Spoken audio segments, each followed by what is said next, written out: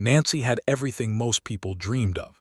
She was young, healthy, had a loving family, a comfortable apartment, a stable job, and enough money to enjoy life. Her weekends were free, her refrigerator was always full, and she had friends who genuinely cared about her.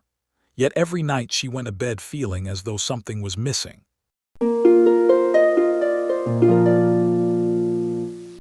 Every morning before getting out of bed, Nancy reached for her phone. She scrolled through endless photos and videos. Someone was traveling through Italy. Someone else had just bought a luxury car. Another friend had become engaged. Someone posted pictures of a perfect beach vacation. Others showed expensive dinners, designer clothes, dream homes, and smiling faces. The more she watched, the heavier her heart became. She looked around her own apartment and sighed. My life is so ordinary. Soon, comparison became a habit. She compared her salary, she compared her appearance, she compared her relationships, she compared her vacations, she compared her success. Without realizing it, she had stopped noticing everything she already had. Even when something wonderful happened, it never felt like enough. If she bought something new, someone online had something better. If she accomplished a goal, someone else had reached a bigger one. No matter how much her life improved, happiness always seemed one step ahead. Weeks turned into months. Her smile became rarer, she laughed less, she worried more. One Saturday afternoon, after another exhausting morning of scrolling through social media, Nancy decided to take a walk in the nearby park. She hoped the fresh air would clear her mind. As she wandered through the quiet paths, she noticed an elderly gardener carefully watering rows of colorful flowers. He moved slowly, humming a cheerful melody. Every flower seemed to receive his full attention. The old man smiled as though he had no worries in the world. Nancy couldn't understand it. His clothes were old. His shoes were worn, his hands were rough from years of work.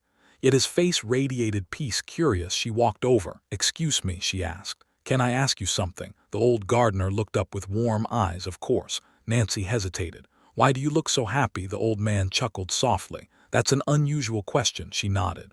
"I don't understand. You work so hard, yet you seem happier than many wealthy people I know." Gardener rested his watering can beside him. "My dear," he said gently, "most people believe they need something greater before they allow themselves to be grateful. They tell themselves, be happy when I earn more. Be grateful when I own a bigger house. I'll smile when life becomes perfect." He looked toward the sky. "But happiness doesn't begin with having everything. Begins with noticing what you already have." Nancy listened quietly. The gardener continued. "People spend so much time looking at what others have that they become blind to their own blessings. They count everyone else's gifts. They never count their own." His words pierced her heart. It felt as though he had described her entire life. "But it's difficult," Nancy admitted. "Every day I see people who seem happier than I am." The old man smiled kindly.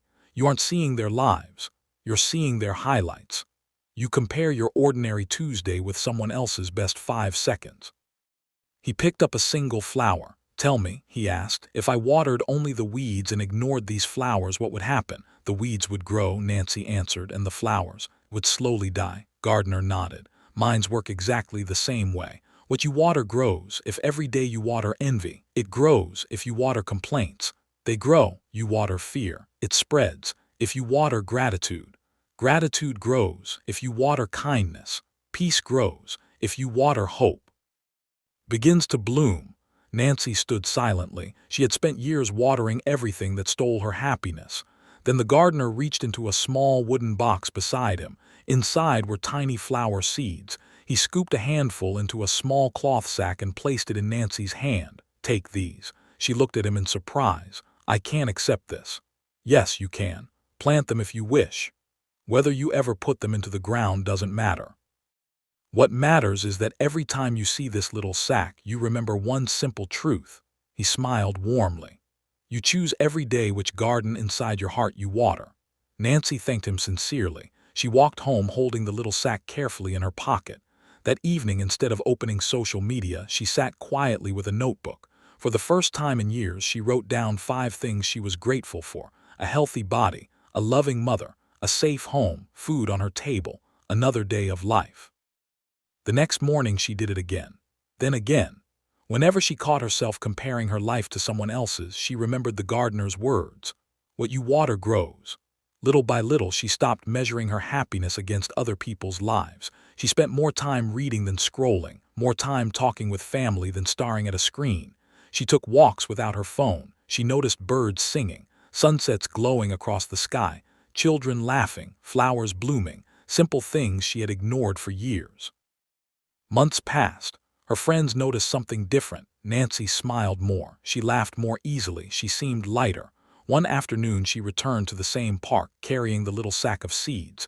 She found the flower beds blooming beautifully. But the old gardener was nowhere to be seen. Another worker told her that the elderly gardener had retired and moved away to live with his grandchildren. Nancy smiled. She never saw him again. But every spring she planted a few flowers wherever she lived.